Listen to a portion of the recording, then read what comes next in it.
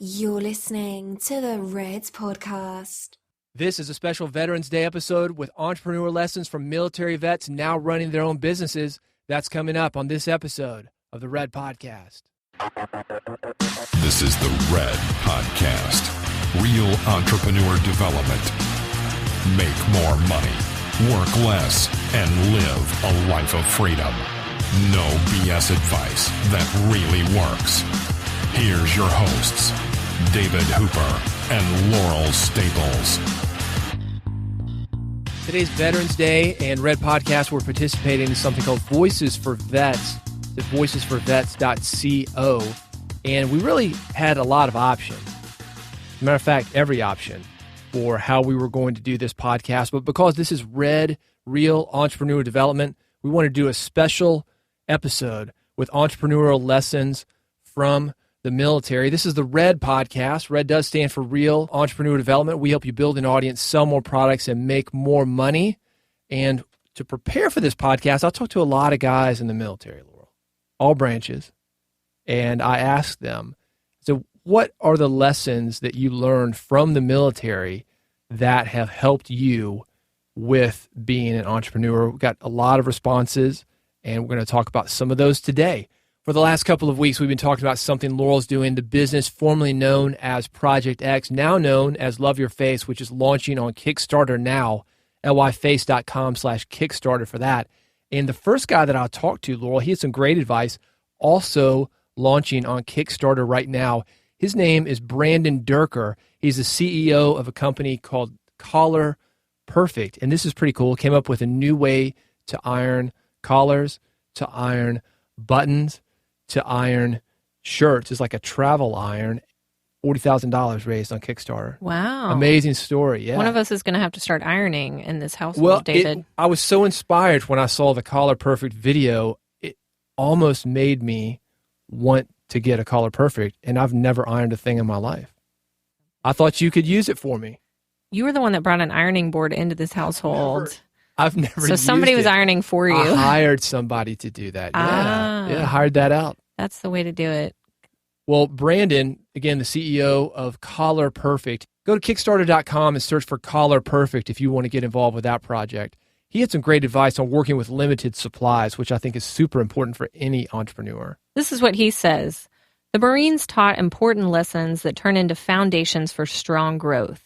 As a Marine, we were constantly short of supplies and the tools needed to do our jobs. What we learned is to adapt and find ways to complete our mission. This applied to large and small items. For example, our packs were broken excess U.S. Army equipment purchased by our local unit. Our unit had to, quote-unquote, mend them to make the packs serviceable again. Duct tape wouldn't hold, and safety wire was found to be the perfect solution. While the example seems almost comical, it is the events that challenge us and make us go beyond our comfort zones that we grow from. Challenges, big or small, are what test us. It is how we react and overcome the situation that defines us and if we are successful. The roads to success are not all paved. It is the ingenuity and flexibility we use along the way that become the paving stones that mark our way. Isn't that the truth? Now, you and I have worked with entrepreneurs, but we've also worked with what I call wannabe-preneurs. And these are the guys that come from big companies, and they think because they have run a big company successfully that they're going to be able to transition to the world of entrepreneurship. They're used to just shouting something out to their big team, having the team handle it. They're used to having unlimited budgets. And that's not the world of entrepreneurship that we live in. We don't have unlimited budgets. We don't have an unlimited team. So you've got to make things work. You've got to learn how to stretch $1 into 10. And I think that's huge. Something that Brandon has learned, Collar Perfect. If you go and look at what he's done with the resources that he's had, that's exactly what he's doing, stretching them out. I like what he says, that the road to success is not always paved. And this is so true when you start a new business, especially when I did when I was younger and started my first full-time entrepreneurial venture, you think it's going to be one way, basically. And it's not that way at all. And you really have to adapt and turn and grow and do all these things that you didn't expect. And that's what leads you to success. It's not a linear path. It's not a paved path.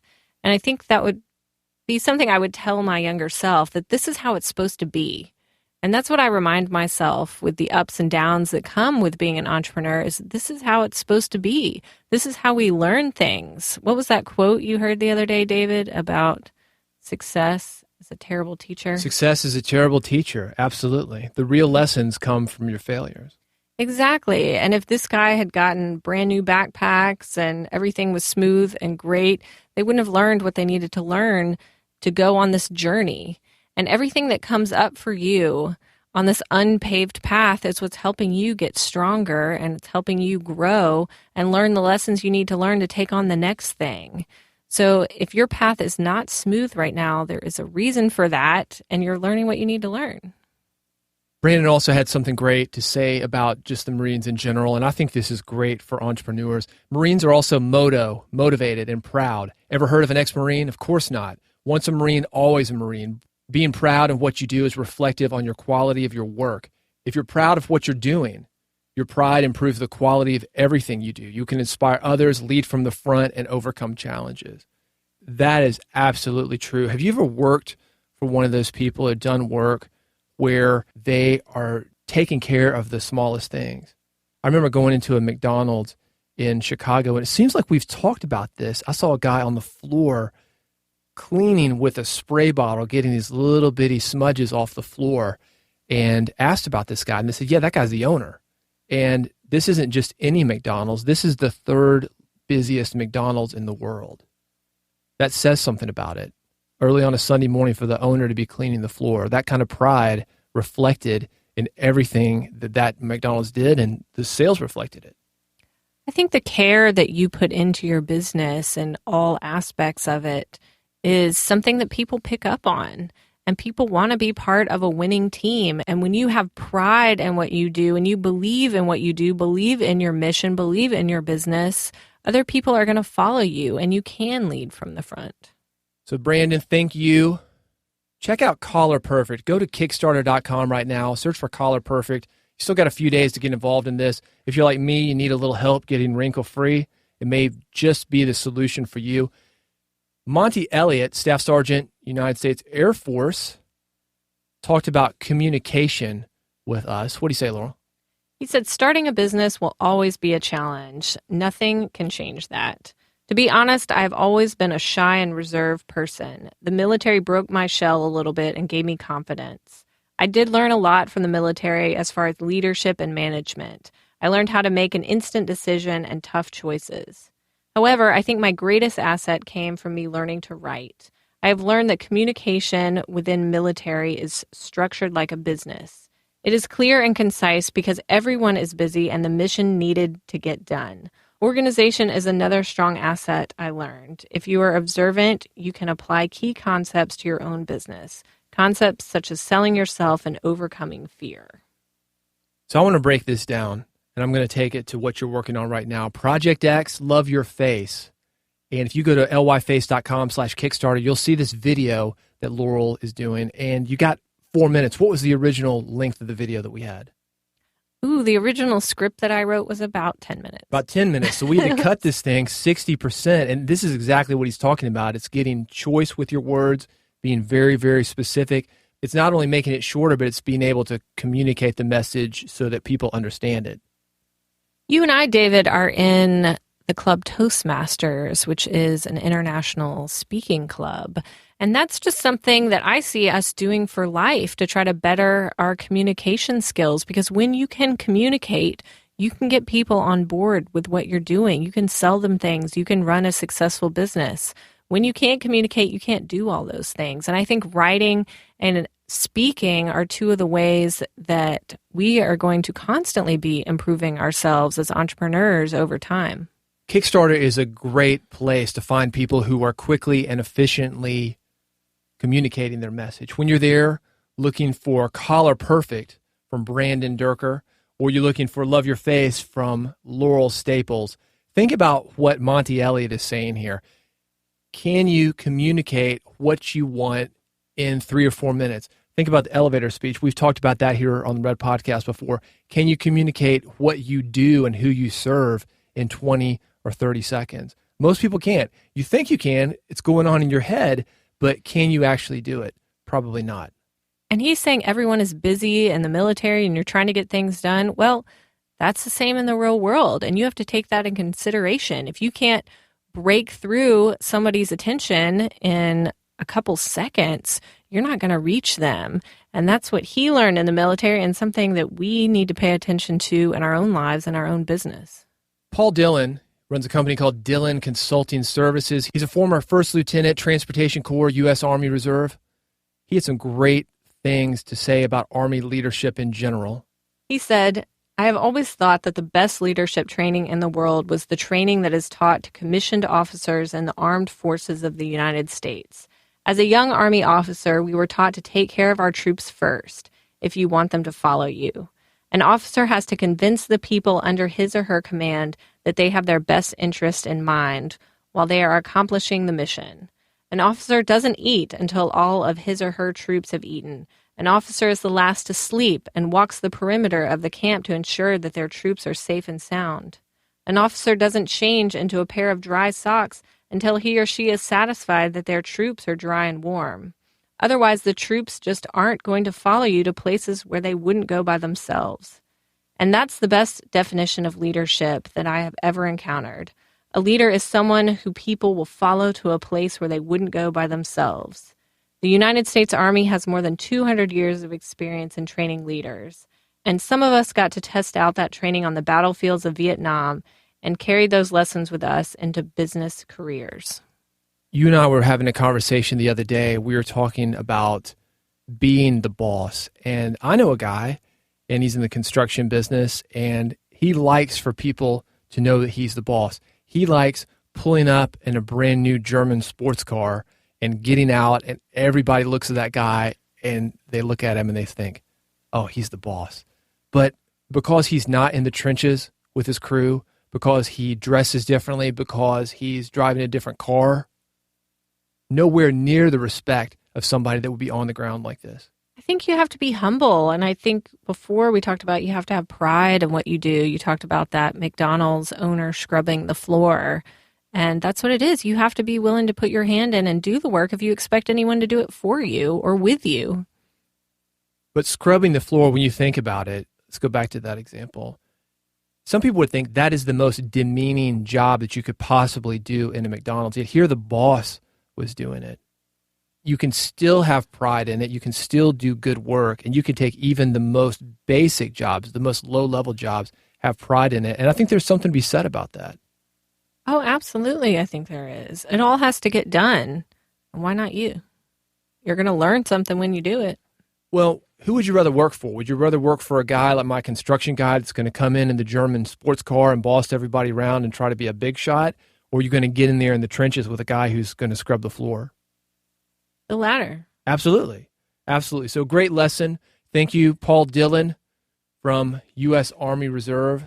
We had another staff sergeant for the U.S. Air Force contact us, Mark Alexander, and had some great thoughts on accountability.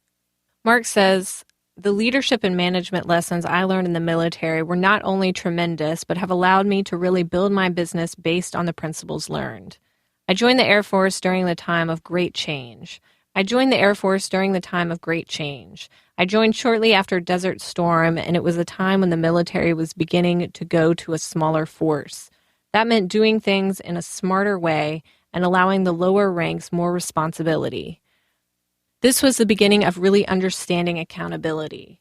My first taste of accountability came to me in tech school, where we were doing a 3-day exercise that entailed building plans to accomplish the mission.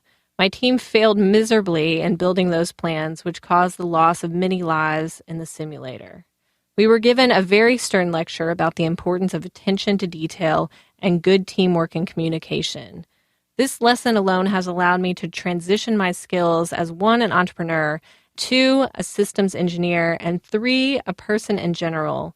The idea of paying attention to every detail has saved me on more occasions than I can count. On the previous episode of Red Podcast, which is at redpodcast.com/77, 77, we talked about getting feedback, and some of the advice that we gave had to do with taking ownership. When you get feedback, if it's not what you want, you take the ownership. Don't blame the last guy who was there. Don't blame the guys under you. Don't blame your spouse. Don't blame your dog. It has to do with taking ownership. And I think that's what he's talking about here. Yeah, I think being accountable to other people, you have to do your part of the work so other people can do their part of the work. And you have to step up and be accountable to do that and take responsibility for what's yours and don't blame anybody. And it's a really extreme example. He was talking about being in a simulator, of course, and loss of lives within a simulator. But when you think about it, a lot of the stuff that we deal with, it is almost that important. You have to take accountability for every decision that you're making. There's a saying among entrepreneurs. We say, never trust a man who hasn't had to make payroll. That's real responsibility right there. Absolutely. If you've got questions or comments, feel free to reach out to us at redpodcast.com. This has been a special episode for Veterans Day. VoicesForVets.co has several other podcasts that are doing similar episodes, each with their own spin on lessons from veterans, veteran stories, and things that you can apply to your situation. Thank you for joining us. We'd appreciate it if you'd spread the word and let your friends know about us. Also, if you can go to iTunes, search for Real Entrepreneur Development, leave us a review. When you do that, we come up more frequently in the search engine. People can find us more easily. They click on us, and we can reach more people who need this kind of information and build the real entrepreneur development community. Thank you so much for listening. We'll see you next time on the next episode of the Red Podcast. You've been listening to Red Podcast, Real Entrepreneur Development. Subscribe today using iTunes, Stitcher, or via RSS at redpodcast.com.